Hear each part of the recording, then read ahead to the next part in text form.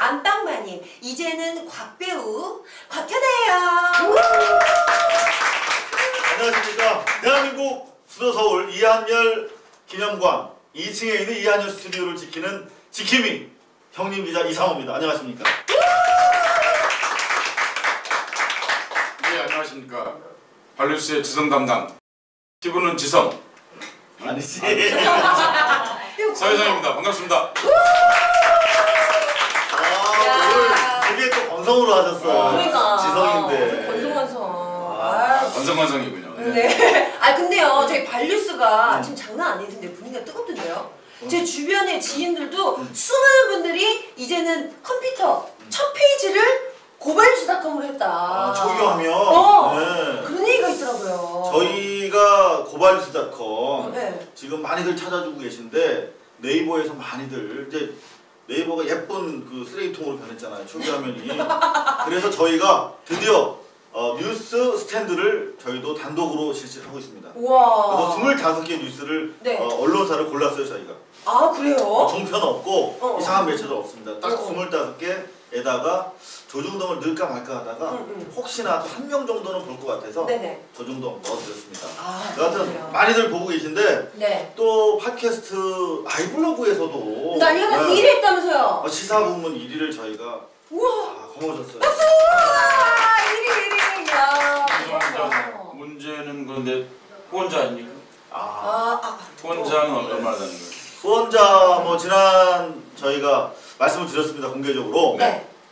5,000분이 달성이 되면 제가 월급을 받겠다. 그리고 여기 두 분도 출연료를 드리겠다.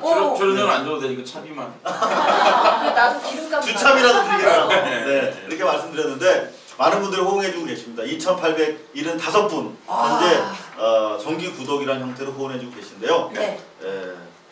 하여튼 5,000분 될 때까지 저희가 다소 뭐 좀 시간 잡아먹는 일이 되겠습니다만 여러분 두 가지 말씀 진행 상황을 보고해드리도록 하겠습니다. 드리고 싶군요. 청취자 여러분들, 시청자 여러분들께. 네. 첫 번째 여러분, 박수로 시작하는 뉴스 계속 보고 싶으십니까? 뉴스쇼. 그러면 여기 후원해 주십시오. 여러분 주인이 되시는 겁니다. 네. 두 번째, 여러분 성역 없는 뉴스, 정말 가림 없는 뉴스, 과감 없는 뉴스 계속 보고 싶으시죠?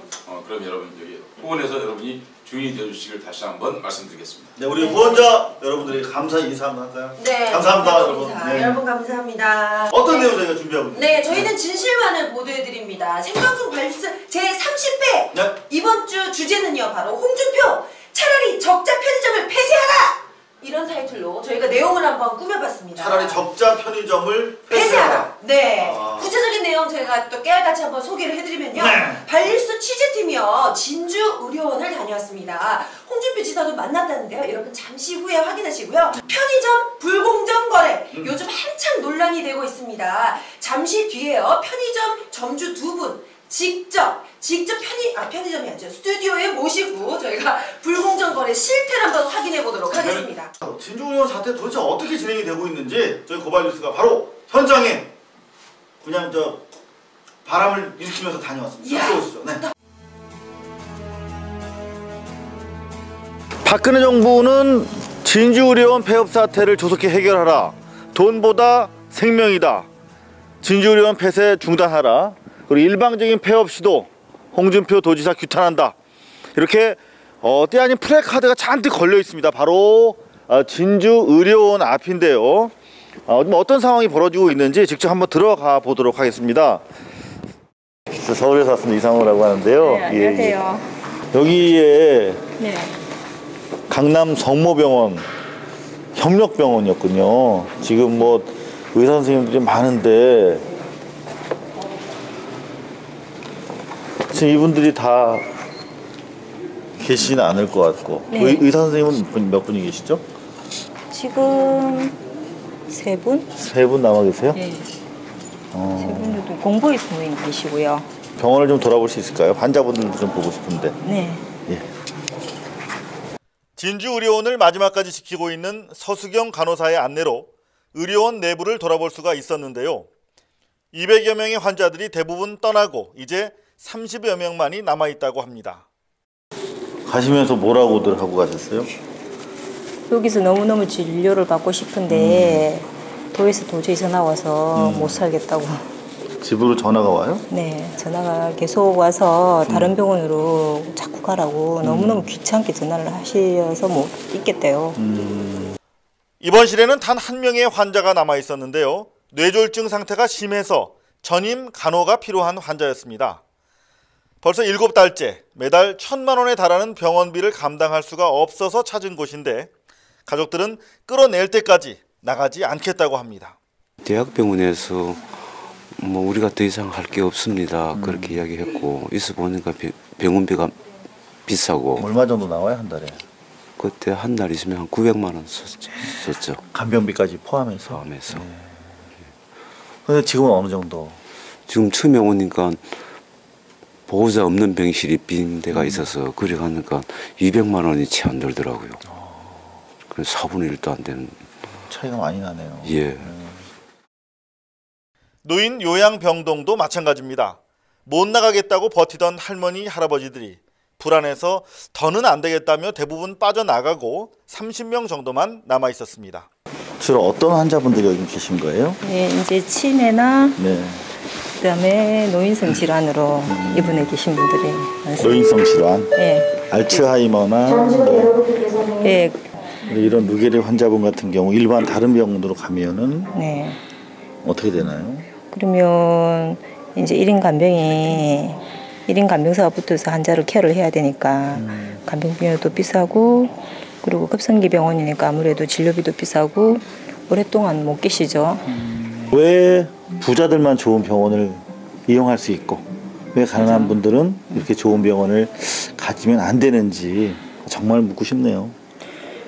상식적으로 개인이 이렇게 병원을 지금 이렇게 넓게는 못할 거잖아요. 못 짓죠. 수익을 내려고 하니까 맞습니다. 아까 그 보호자처럼 7배씩 넣고 폭도도 굉장히 좁고 화장실에 욕실 이렇게 샤워할 수 다 있도록 병실마다 이렇게 설치 절대 안 하거든요. 그러니까 이 병원도 네. 진주의료원도 다닥다닥 베드 많이 갖다 놓고 그렇죠. 그리고 더 많은 환자들이 네. 비용을 지출하도록 하면 네. 적자폭을 줄일 수 있겠네요. 네, 진료 이제 과잉 진료라고 이렇게 말하면 곤란할지 모르겠는데 어쨌든 뭐 이렇게 다 검사를 하고 여러 가지로 하면 아무래도 흑자는 나겠죠. 근데 흑자 나는 자체가 중요한 게 아니잖아요. 여긴 그렇죠. 공공의료기관이니까. 네. 이곳에 남아 계신 할머니, 할아버지들은 대부분 갈 곳이 없는 기초생활보장수급자나 보호자가 없는 분들이십니다. 경제적 능력이 없는 이분들을 민간 병원이 반길 리가 만무합니다. 떠나야 한다는 사실에 절망감에 화가 치밀어 오릅니다. 여기 계시기에 어떠셨어요, 그동안? 그래요, 뭐 최고 좋지요. 뭐가 좋아요? 얼마나 좋다. 첫째 간병인들 좋고, 널러도 좋고, 깨끗하게 좋고 그렇죠. 정말 제가 와서 보니까 정말 깨끗하고 너무해요. 근데 자꾸 이래서 안 되네. 밑에 밥에 먹는 데서 반찬 쏟다 불이 나쁘죠. 더러워서 못 먹었다. 화가 나셨어요. 여기 떠나셔야 되니까. 고발뉴스 취재팀은 올해 91살이신 안우용 할아버지로부터 진주의료원의 생생한 역사를 들을 수가 있었습니다. 영국인이 자선을 위해서 세운 영국 병원이 전신인데요. 일제 때 일본 사람들도 병원을 오히려 늘려줬다고 합니다. 어르신은 100년 넘은 이 병원을 누구도 없애서는 안 될 것이라고 말씀하셨습니다. 영국 사람이 13년을 자기 자본가 와가지고 병원 찍어가지고 우리 한국 사람을 도와주고 갔거든. 그런 게 그럼 영국 병 그래 불렀구만요. 자유병원인데 그런 게 우리 보통 부른 사람은 영국 사람이 영국 병원에 이를 불렀는데 그래 이제 철거에 들어가고 도립병원 그 일본 사람이 이제 한일합병원에 2층 건물로 두동 지어가지고 8.15 해방되고 나서 일본 사람이 전부 다 들어가겠네. 그래 이제 그 일부 건물로 2층, 2층 도들을 허럽히고 우리 대한민국에 이제 5층 짓고 3층 짓고 현재는 저 건물 합되거든. 저 일찍은 뭐 허리 삐고 댕기요. 백년병원 진주의료원의 앞날은 어떻게 될까? 이미 폐업이 예고된 상황이지만 현장에 파견된 경남도청 직원은 자신은 아무것도 모른다는 말뿐이었습니다. 현재는 휴업 상태고 그 다음 단계는 어떻게 되는 거예요? 그걸 구체적으로 내가 지금 드릴 수 있는 답이 없습니다. 그거는 저는 뭐 현장에 나와 있기 때문에 어떻게 진행이 되는지는 제가 현재로서는 알 수가 없어요. 그러니까 도에서 지금 파견 나오신 거죠? 그렇습니다. 병원 관리 때문에.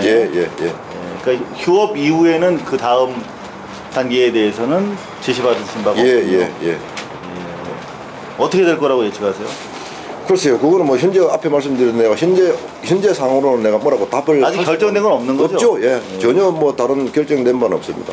네, 병원도 돌아보고 환자도 만나보고 또 경남도에서 파견된 공무원도 만나봤습니다. 정말 103년 전통의 오랜 도민들의 병원이 없어진다 하는 부분에 대해서 안타까워하는 분들 만나볼 수가 있었는데요. 돌아보니까 서울 어느 병원보다도 넓고 정말 쾌적한 환경인데 왜 서민과 가난한 사람은 좋은 병원을 가질 수 없는 것인지 정말 궁금합니다. 홍준표 도지사 저희가 한번 직접 찾아뵙고 그 답변을 한번 구해보도록 하겠습니다. 네, 진주의료원이 103년의 정말 유관 전통을 지닌 병원인데요. 근데 또 이 시작이 외국인들이 우리나라를 위해서 지어준 곳인데 그때 그 취지만큼도 우리나라 사람들도 지금 지키고 못 있다는 게 굉장히 좀 슬프네요. 그러니까 영국 사람이 지어주고 네. 하물며 일본 사람들도 중축을 했던 병원인데 그거를 지금 누가 없앤다는 것인지 정말 이해할 수 없다 이런 할아버지의 말씀이 너무나 가슴에 와닿는데 이 병원 영국 사람이 지었지 않습니까? 영국은 의료가 거의 상업행위가 거의 없습니다. 한마디로 말씀을 드리면 이런 겁니다. 우리가 병역의 의무를 지지 않습니까? 신체가 갖고 있는 신체를 맡기는 게 아니라 우리 신체가 갖고 있는 중요한 기능을 이제 국가에 헌신하는 것이지 않습니까? 그리고 납세의 의무를 집니다. 그럼 동시에 국가는 그 국민 구성원에 대해서 건강을 책임져야 하는 것입니다. 자, 근데요, 진주까지 가셨잖아요. 그럼 우리 홍준표 도지사는 만나셨어요? 그러게 말이에요. 그래서 홍준표 도지사를 만나기 전에 서혜성 교수님한테 말씀드렸어요. 뭐라고요? 홍준표 지사 만나러 가겠다. 혹시 뭐 질문하실 거 있느냐? 그랬더니 딱 하나 세 마디를 주셨어요. 세 글자. 세 글자 뭐? 홍 지사님 왜 그래요? 왜 그래? 왜 그래요? 이거 물어보라고 해서 제가 직접 그 미션을 수행했는지 안 했는지 함께 아직 다 안 나왔군요. 네, 함께 보시죠. 네. 자, 여기가 바로 경상남도 지사가 근무하고 있는 건물인 것 같은데요. 우리 홍준표 지사님 계신지 한번 제가 직접 들어가 보도록 하겠습니다.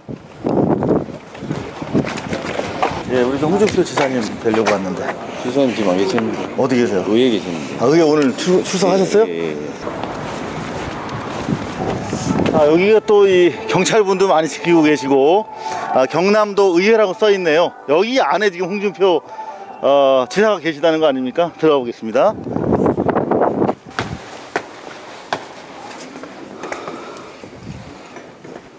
근데 여기서 좀 필요한 사과가 큰지 저기 홍준표 지사가 저기 앉아 있습니다.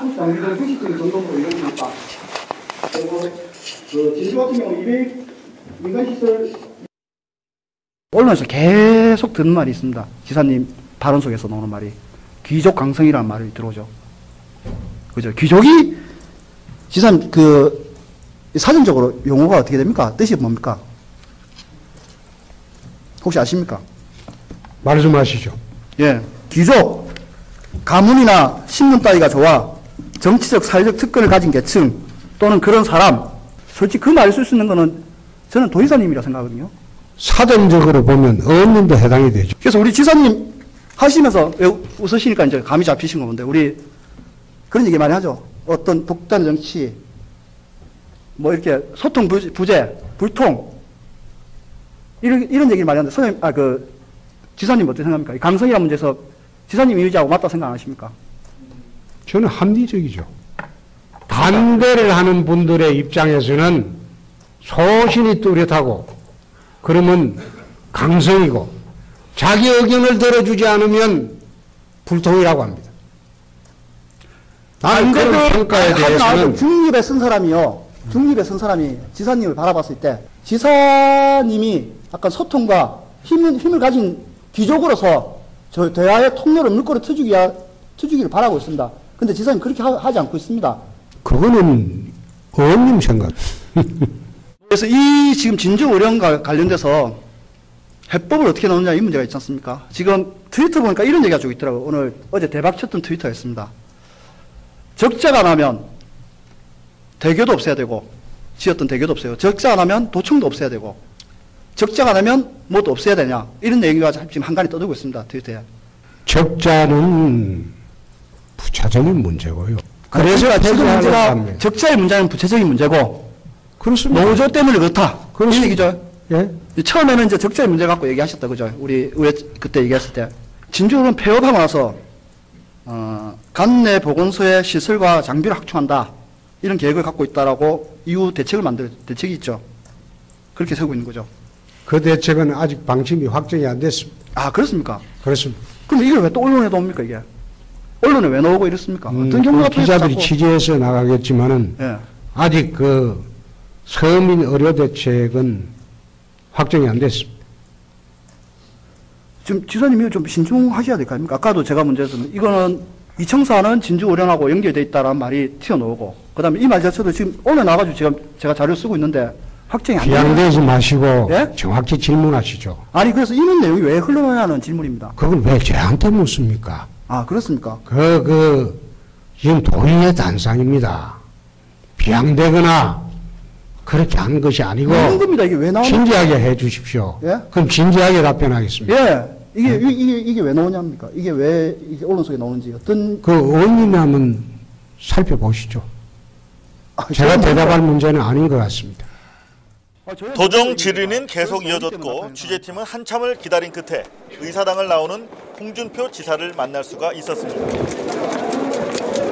안녕하세요. 저는 서울에서 왔습니다. 지사님 뵈려고 왔어요.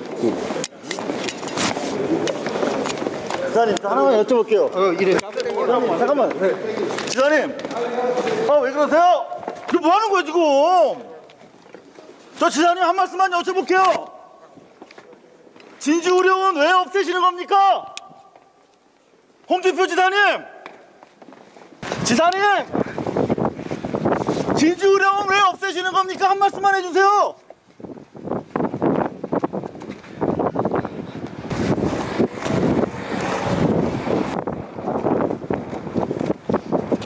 지사님 좀 뵙고 인터뷰 좀 하려고. 아니 안 됩니다. 약속이 안 되시면 안 됩니다. 저 약속을 한번 시도해 볼게요. 아니 됩니다.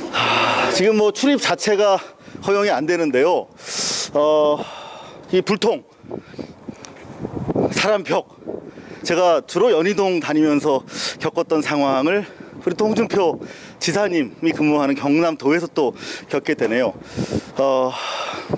왜 진주의료원 103년 만에 없애려고 하는지 좀 당당하게 말씀을 좀 듣고 싶었는데 조금 전에 저희가 도정 질의 과정에서 나왔던 그 답변 이상으로 추가로 저희가 밝혀드릴 수는 없을 것 같습니다. 이상으로 저희 발로 가는 고발 뉴스의 취재 현장 경남도청 앞에서 전해드렸습니다. 네, 이상우 기자. 네. 저기 취재하러 가셨을 때 저를 데려가시죠. 왜요? 의경들이 저를 얼마나 좋아하는데요. 그럼 인간벽에 안 막혔을지도 몰라. 또 막히고 있어 저기서 또. 아니 요새 박현아 배우는 그 영화 때문에 너무 바빠서 사실. 영화 촬영 끝났어요. 끝났어요? 네, 끝났어요. 지금 놀고 있어요? 그러고 있어요. 자 그런데요. 네. 지금 그렇다면 앞으로 진주의료원은 어떻게 된다는 겁니까?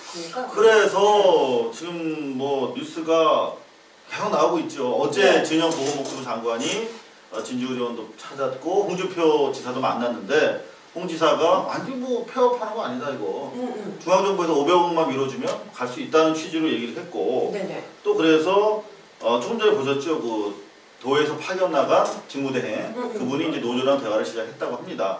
근데 하나 제가 받은 인상은 기본적으로 홍 지사 같은 경우에는 보궐로 당선된 사람이에요. 네. 그러니까 반쪽짜리 시장인데 지역분들을 짧은 시간에 많이 만나봤거든요. 뭐 택시기사님들 비롯해서 그랬더니 대권 욕심 때문에 자기 장사하려고 진정성이 약한 부분 그리고 욕먹을 부분 대통령도 안 하겠다고 한 부분인데 그걸 의도적으로 시끄럽게 만드는 거 아니냐 이런 지역에 따끔한 여론들이 많더라고요. 그렇군요. 어떻게 보셨어요? 대통령이 되는지 안 되는지 정치적으로 저는 잘 모르겠고 약자를 돌보지 않는 정치라고 하는 것은 아무런 의미도 없는 것입니다.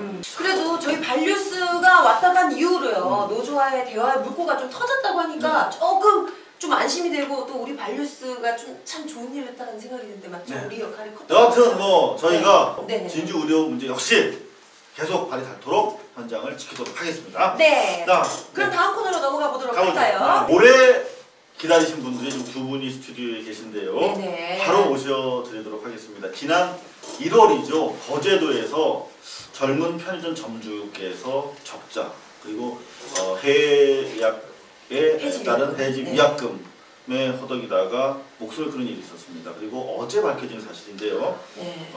지난달에 용인에서도 편의점을 하시던 점주께서 고통 속에서 자살을 하신 그런 사건이 있었습니다. 도대체 몇 분이 돌아가서야 이 문제가 해결이 될까요? 저희 반뉴스에서 편의점 불공정 거래 해소를 위한 긴급 토론회 국회에서 열렸었죠. 다녀왔거든요. 이 준비한 영상 보시고 편의점 업주를 대표해서 두 분 모시고 사연을 들어보도록 하겠습니다. 지난 4월 2일 국회 의원회관에서 편의점 불공정 거래 해소를 위한 긴급 토론회가 열렸습니다. 민병두 의원과 참여연대, 민변, 경제민주화 국민운동본부가 준비한 자리였습니다. 토론회는 예상보다 많은 점주들이 참석해 앉을 자리가 부족할 정도였습니다. 편의점 문제를 해결하기 위한 토론회입니다. 세븐일레븐, 그다음에 뭐 GS, 미니스탑, CU 등등 전국 편의점 가맹점 사업자 단체 협의회를 이제 결성하려고 합니다. 그리고 그 단체가 가맹점주의 단체로서 공식적인 단체로서 좀 인정받아서 부당한 대우를 좀 막고 편의점주님들을 보호하려고 하고요. 토론회에 앞서 편의점 점주 피해자들의 피 맺힌 증언들이 쏟아졌습니다. 저는 먹고 살아야 하기 때문에 롯데 세븐일레븐을 믿었습니다. 그래서 권리금 4천만 원이나 하는 그 돈은 회사에서 2,600만 원 지원해준다 하길래 3천 보증금에 월 125만 원짜리 권리금 4천만 원에 장사해보니까 120만 원, 130만 원 커녕 80만 원. 그래서 그날부터 지금 이날까지 저는 추위와 먹는 거 모든 고통을 감수하고 많이 생활하고 있습니다. 제가 왜 이래 살아야 됩니까? 저는 매일 딸려서 먹고 살려고 했지. 롯데 세븐일레븐 대기업 믿었지. 대구에서 편의점을 운영하고 있는 공혜선 씨는 주머니에 항상 유언장을 써놓고 다닌다고 합니다. 12월 26일 날 제가 병원에서 작성을 했습니다. 유언장입니다. 주머니 여당에다가 너무 찢어져가 이 봉투에 여당입니다. 내 아이를 지켜야 됩니다. 롯데 세븐일레븐 정말 이럴 수는 없습니다. 또 다른 편의점 업주 허진암 씨. 매출이 늘 거라는 개발팀 직원의 말에 넘어가 장밋빛 미래를 꿈꾸며 편의점을 시작했다고 합니다. 편의점 오픈에 낭설이 들은 저희에게 개발팀 직원이 매출이 보장되는 자리이기 때문에 1년 뒤쯤에 자리도 잡고 매출이 오를 것이니 1년만 하고 1년 다시 하고 본인이 책임지고 양수인을 구해주겠다. 막상 1년이 지나고 매출이 오르기는커녕 인건비 벌기도 힘들었고요. 악화일로의 상황. 그런데도 가게를 접을 수 없다는 사실을 알고 억장이 무너지는 심정이 됐습니다. 이제 폐점이라도 해야 되겠다 싶어 이제 폐점 계약금이 얼마 정도 나오냐고 이제 가까이 아저씨한테 이제 물어본 상태였는데 회사를 오픈하기 전에 또 6천만 원이라는 빚을 냈기 때문에 또 폐점을 하기 위해서 또 6천만 원의 돈이 들어간다면 빚이 총 1억 2천만 원이 되기 때문에 현대판 노예 계약. 편의점 업주 사이에 편의점 가맹 계약은 벗어날 수 없는 노예 계약으로 불린다고 합니다. 솔직히 이제 그런 게 무서우니까 솔직히 대기업하고 싸우는 거 솔직히 무섭거든요. 예? 그 참고에 있습니다. 건물 계약하고 1년 전부터 1년 후부터 계속 물이 샜는데 제가 권유를 했습니다. 물이 새니까 이제 좀 고쳐달라. 그런데도 민스터는 또 신경을 안 써요. 배전만 하게 해야 5년 동안 쎄빠지게 일했으니까 배전만 하게 해달라 했는데 어제까지라도 내가 여기 국회에 온다고 간다고 제발 좀 그 폐지 좀 시켜달라고 했는데 사정을 했는데도 안 해줘요. 오로지 계약서, 이 노예 계약서 이게 하나만 믿고 나한테 아무것도 안 해줘요. 지금 우리가 민상가족 되어 있습니다. 아들은 본가에 있고 딸은 처갓집에 놔두고 마누라하고 나하고 동생만 지금 쎄빠지게 지금 일을 하고 있는데 다른 건 다 필요 없이 우리 가족 다 모여가지고 그만 화목하게 사는 게 내 꿈인데 그것도 못 해줘요. 회사에서는. 졸지에 이산 가족이 돼버린 이 편의점 업주에게 다시 가족이 함께 모여 살 수 있는 날이 올 수 있을까? 이어진 토론회에서 민병두 의원과 시민단체 참가자들은 가맹사업법 개정 필요성을 공감하고 편의점 업주와 가족들의 추가 피해를 막기 위해 적극적으로 나서겠다고 약속했습니다. 사실 법안이라고 하는 것이 굉장히 하나를 통과시키기 굉장히 어려운 과정이 필요합니다. 쉽지는 않습니다. 가장 본질적인 부분들이 다 포함돼서 통과시켜야 한다고 생각하고 최대한 빠른 시간 내에 통과시켜야겠다는 다짐을 오늘 다시 여기서 해보게 됩니다. 방방곡곡 골목골목 어둠을 지켜온 24시간 편의점 업주들. 이들의 삶에 깃든 어둠은 누가 지켜줄까요? 정말 이 사회 문제에 대해서 남보다 먼저 알고 그 문제를 기자로서 널리 알리는 일을 20년 해왔는데요.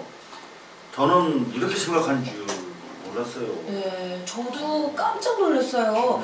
그리고 화면을 보니까 너무 가슴이 아픈 게 다 이분들이 잘 먹고 잘 살아보려고 시작한 일이 어떻게 이렇게 가족들이 오히려 파탄에 이르게 만드는 일이 된 건지 정말 너무 놀라워요. 물론 네. 지금 잘린 기자이긴 합니다만 이렇게 뒤늦게 저희 스튜디오에 오시게 돼서 정말 죄송하다는 말씀을 드려야 될 것 같습니다. 여러분 소개해 올리겠습니다. 편의점 가맹점주협이죠. 오명서 회장님. 안녕하십니까. 난 박신철 사무국장님. 네, 어서 오세요. 제가 2580이라는 프로에 있을 때 연예계 노예 계약이 있다는 사실을 알고 맞아요. 그래서 그 이후에 저희가 표준 계약서가 마련됐잖아요. 그렇죠. 그때 문근영 씨 아시죠? 네. 그분이 장기 노예 계약서 17년인가? 어마어마한 그런 계약에 시달리고 있다가 저희 보도 이후에 풀려나셨죠. 원래 공개적으로 처음 말씀드리는데 여하튼 저는 노예 계약, 노예적인 관행 정말 거부합니다. 네. 그런데 이렇게 심각한 노예 계약을 국민들이 잘 몰랐을 것 같아요. 그러니까요. 좀 답답하셨을 것 같아요. 이 논의를 처음에 제기를 하시면서. 너무나 국민들이 모르고 계셨죠. 뭐 지금도 마찬가지겠잖아요. 뭐 그 일반인들은 지금 이 상황에 대해서 편의점이 전국에 너무 많으니까 이 사람들이 다 잘 되는 걸로 착각하고 있어요. 네. 근데 이분들이 왜 많을 수밖에 없냐면 문을 못 닫고 있는 거예요, 사실은. 왜 못 닫아요?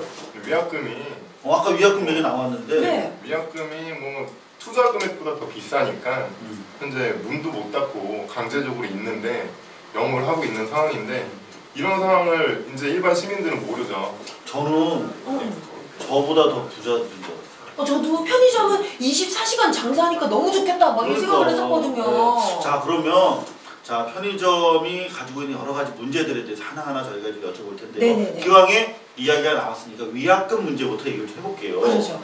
자 보통 경우에 계약의 안정성을 유지하기 위해서 당 한쪽에 책임이 있을 경우에 위약금을 좀 무는 경우도 있긴 한데 지금 위약금이 뭐가 문제라는 거죠? 지금 뭐가 문제가 되냐면요. 그 어제 지금 공정거래위원회에서 그 발표를 한 부분이 있어요. 위약금이 너무 과다하니 40% 정도 이제 40%까지 감면을 해주겠다. 이제 이런 발표가 났는데 저희 가맹점주님들은 그걸 반기는 분들이 단 한 분도 없습니다. 그거는 거의 형식적으로 그냥 눈 가리는 거에 불과하고 지금 현재 그거보다 지금 위약금이 지금 과한 이유가 지금 시설에 대한 위약금이 전혀 반영이 안 된 부분이에요. 시설 위약금은 얼마나 돼요? 시설 위약금은 지금 이 편의점 공사를 한 20평 정도 기준으로 잡았을 때 약 6, 7천 정도 이제 공사 비용이 이제 책정이 되어 있는데 이거는 계약 기간 5년 정도 해가지고 이제 감가상각이 적용이 돼가지고 중도 해지할 시 나머지 부분에 대해서 이제 위약금을 내는 부분인데요. 인테리어 금액 자체가 장비나 모든 부분에 대해서 상당히 비싸요. 그러니까 시중에 있는 단가보다도 상당히 비싼 부분이고, 그리고 지금 운영위약금이라는 부분은 저희 가맹 점주님들은 대부분 인정을 못하는 부분이에요. 그러니까 왜 그러냐면은 운영위약금은 그 기대수익이라고 저희가 과거에 뭐 한 1년치 정도의 평균을 잡아가지고 미래에 중도 해지했으니 회사 측에서는 앞으로 몇 달 동안의 금액을 받지 못하는 부분에 대해서 보상을 해줘라. 미래에 대한 이제 기대수익이죠. 그거가 약간 노예적 상인의 냄새가 나는데 네네. 자 그렇다면 요거 문제라는 사실에 대해서 이해가 되는데 심지어 암에 걸렸거나 교통사고를 당한 점주의 경우에도 위약금을 물어야 된대요. 저희도 이제 계약서 같은 걸 쓸 때는 이런 조항이 있어요. 연예인 당사자가 그 아까 말씀하신 병이나 이런 어쩔 수 없는 교통사고. 그런 사고로 인해서 활동을 못할 경우에는 뭐 계약을 해지한다 또는 뭐 그 기간을 뭐 미룬다 뭐 이렇게 조항이 위약금 안 내죠. 전혀 그런 거 없어요. 근데 실제 그런 경우도 낸단 말이에요. 그런 단서 조항이 없으니까 이렇게 할 수밖에 없는 거죠. 설마 그렇게 할 리가 있을까요? 대기업들인데. 있습니다. 저쪽 어디 저기죠? 그 미니스토어 빌린 걸로 알고 있는데 그 전주님의 부인 되시는 분이 암에 걸리셔가지고 결과적으로 돌아가셨어요. 많이 시달리셨던 것 같은데 와이프랑 거의 맞교대 하면서 생활을 하시면서 운영을 하셨는데 그 중에 그 교대하실 분이 병원에 계신데 어떻게 운영을 합니까? 그러니까 24시간 혼자 커버해야 되는 거예요? 그렇죠. 문도 못 닫겠어요. 좋습니다. 이 위약금 문제 저희가 뭐 간략하게나마 살펴봤던 것처럼 문제가 심각한 것 같은데 방금 말씀하신 김에 24시간 문 여는 거 저는 24시간 문 여는 거 얼마나 도움이 되고 돈이 더 많이 벌릴까 그런 생각했거든요. 야 그래도 우리도 고발뉴스도 24시간 애들 열심히 일하게 하면은 후원이 더 늘어나지 않을까 그런 생각했는데 24시간 계속 문을 여는 것이 편의점주가 원해서 하는 게 아니라면서요? 그렇죠. 원해서 근데 그 부분은요. 세븐일레븐만의 문제라고 얘기했는지 모르겠지만 세븐일레븐이 가장 대표적인 문제점을 가지고 왜냐하면 CU나 GS 같은 경우는 계약서상에 명시가 안 돼 있어요. 세븐일레븐 같은 경우는 계약서상에 강제하고 있죠. 24시간이요? 의무적으로 열고 장사를 해야 된다. 그렇기 때문에 문을 못 닫는 거예요. 그러면 가게가 적자가 났을 경우에는 인건비를 쓰기가 굉장히 힘들 텐데 그럼 본인이 어쩔 수 없이 할 수밖에 없는 거네요? 네, 그렇죠. 밤새는 거 완전 골병인데. 그건 너무 힘든 일인데. 사채 쓰시는 분들 계세요. 그래서 빚에 빚을 져서 뭐 집 팔고 못 팔고 다 팔고 그래서 그럼에도 불구하고 뭐 운영이 안 되는데 폐점을 해달라고 그러면 위약금을 제시하는 거죠.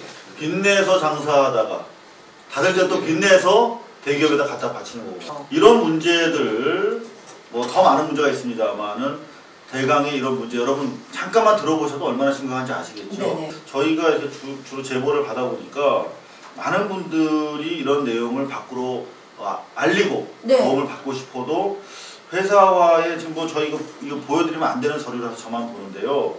이 내용을 외부에 발설할 경우에 책임을 묻겠다라는 취지의 이런 이면 계약들을 이렇게 작성하시나 봐요.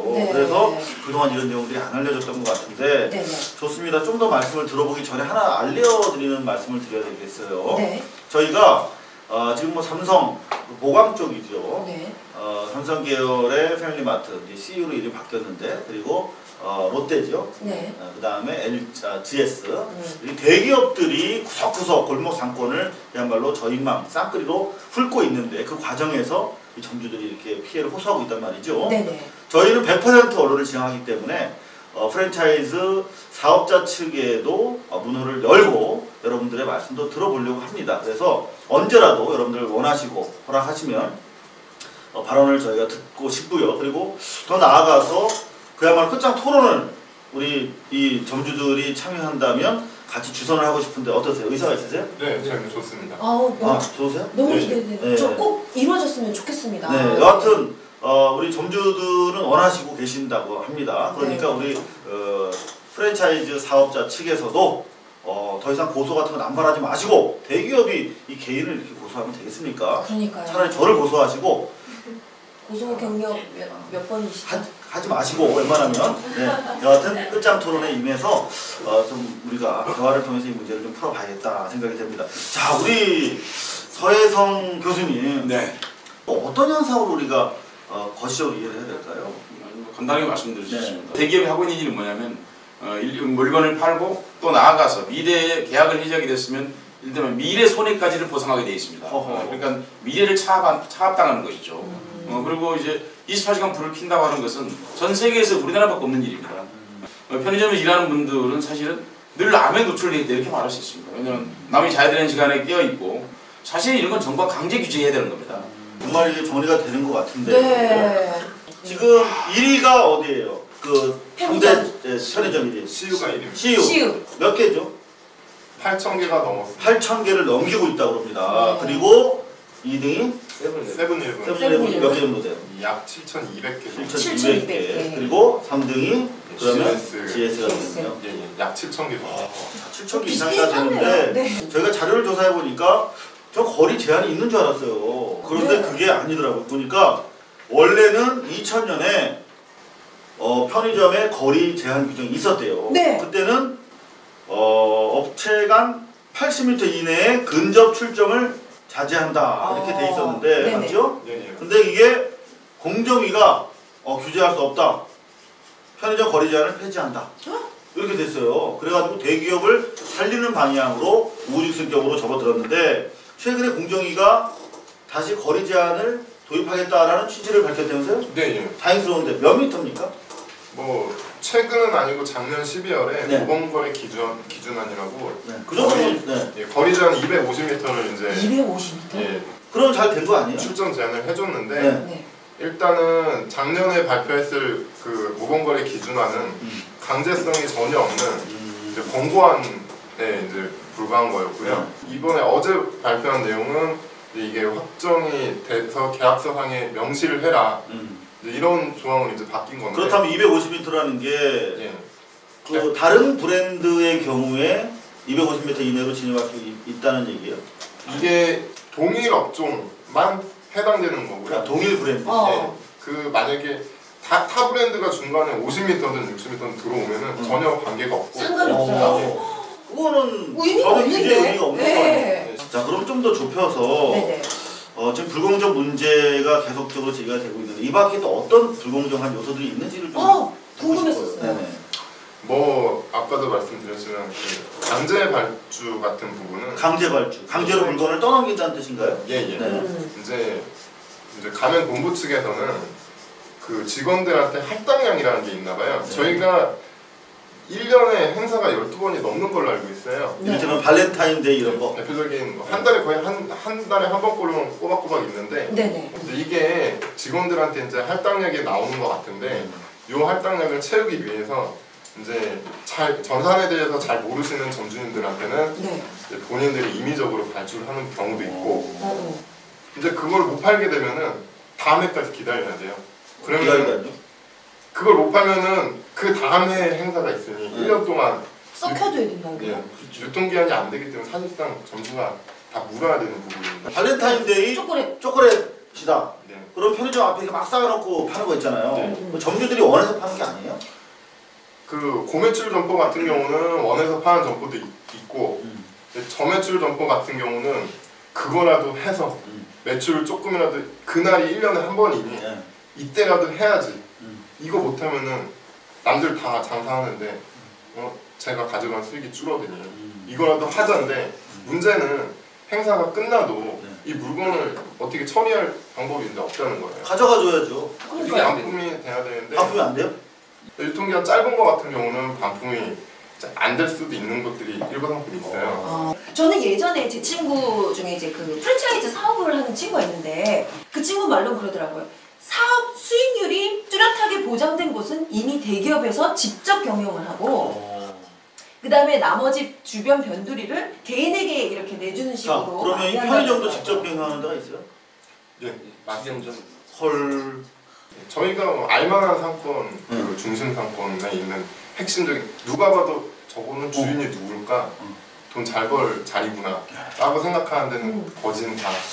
문제는 법이 나쁜 법이라는 거죠. 잘못된 법입니다. 공정거래위원회가 이렇게 공정거래하는 것은 공정거래위원회가 불공정거래 일을 하고 있는 거죠. 그러니까 강자를 보호하는 공정거래위원회의 역할을 하고 있는 거죠. 이 법이 잘못되었다는 것. 그러니까 이런 법을 규제할 수 있는 힘 누구에게 있겠습니까? 의회에 있는 것이고 사실 대통령이 이게 조금만 관심을 가져도 이런 문제 정말 근본적으로 해결할 수 있는 일이죠. 자, 그럼 어떤 피해들이 구체적으로 있는지 좀 더 들어보는 것이 저희가 예의일 것 같아요. 네. 어떤 문제들이 있습니까? 제가 이렇게 조사를 좀 했는데요. 네. 그 저희가 저번 달에 그 담배 광고비 관련된 소송을 진행한 케이스가 점주님들 22분이 민사로 들어간 부분인데요. 네, 이거 정확하게 그 소송이 뭐죠? 그게 뭐냐면은 그 점포 내에 담배 진열장 있죠? 네네. 그 진열장에 대한 공간, 임차 및 그 진열장을 저희가 또 관리를 하잖아요. 그렇죠. 네, 그 시설 유지 관리비로 저희가 이제 그 명목으로 비용을 받는데, 근데 그걸 받는데 이 부분이 불과 한 2년 3년 전까지만 해도 약 80만 원에서 그 이상 이제 한 달에 예, 저희 그 점주가 이제 받는 부분이 그랬는데 짭짤하네요. 지금 현재 저희가 평균적으로 한 30만 원 가량 받고 있어요. 네. 누가 먹어요? 그래서 갑자기 이게 2배 이상 너무 줄어들어가지고 이게 어떻게 된 건지 이제 확인을 하려고 이제 본사 측에다가 요청을 했는데 뭐 담배 광고 회사랑 이런 식으로 계약을 했다. 그럼 그 계약서를 보여달라. 이거는 회사 기밀이니 우리는 보여줄 수 없다. 공개할 수 없다. 그래서 이번에 민사 소송을 제기하게 된 부분입니다. 어떤 얘기들이 있습니까? 그 지금 편의점 내에서요. 지금 가장 이슈로 떠오르는 부분이요.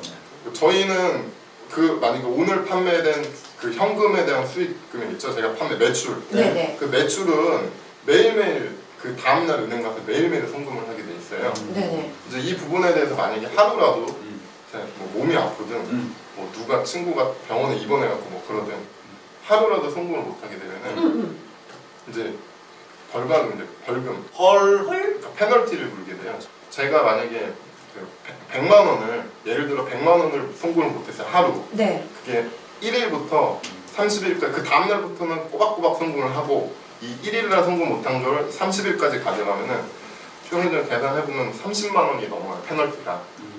약 1%가량 정도 되더라고요. 계산해보니까. 그러니까 30만 원가량 되는데 그럼 쉽게 얘기해서 점주가 내가 누구한테 100만 원을 빌리고 이자를 30만 원 줘야 되는 부분이에요. 그러니까 연이율이 365%예요. 1% 때문에.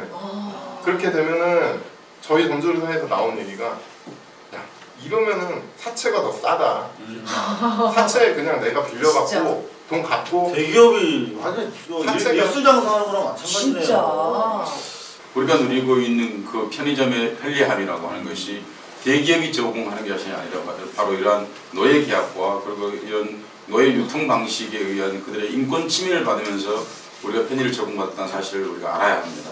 네. 정말 부끄러운 일입니다. 네. 이분들의 헌신과 노예적 상황에 입각한 편의를 저희는 구매하고 있거든요. 그러니까요. 자, 오늘 어떤 짧은 시간밖에 저희가 제공을 못해드려서 죄송한데. 근데 마지막으로 꼭 하시는 말씀 있으시대요. 한마디씩 꼭 하시고 싶으시대요. 네. 오늘 아침에 정말 안 좋은 기사를 또 한 번 접하게 됐는데요. 그 저번 달에 그 용인에서 용인에서 저희 세븐일레븐은 이제 상가 부인의 명복을 빕니다. 네. 오늘 또 어떠셨는지. 아실지 모르겠지만 고발뉴스가 저희 협회 인터넷 카페 2000번째 회원으로 가입이 됐더라고요. 저희랑 끝까지 함께 좀 해주셔서 많은 것들을 좀 알려주셨으면 감사하겠습니다. 예, 저희 미력이지만 열심히 발로 뛰고 이 문제 한번 물면 안 놓습니다. 저희는 끝까지 책임지는 자세로 함께 하도록 하겠습니다. 오늘 자리해 주셔서 감사드립니다. 네, 감사합니다. 네, 저희가 여러분 오랫동안 또 기다리셨는데요. 그러면 3부 직서 저희가 오늘은 일찌감치 시작할 즈음에 부탁을 드렸습니다. 대처 수상의 죽음에 대한 의미에 대해서 3분 직설 청해 듣도록 하겠습니다.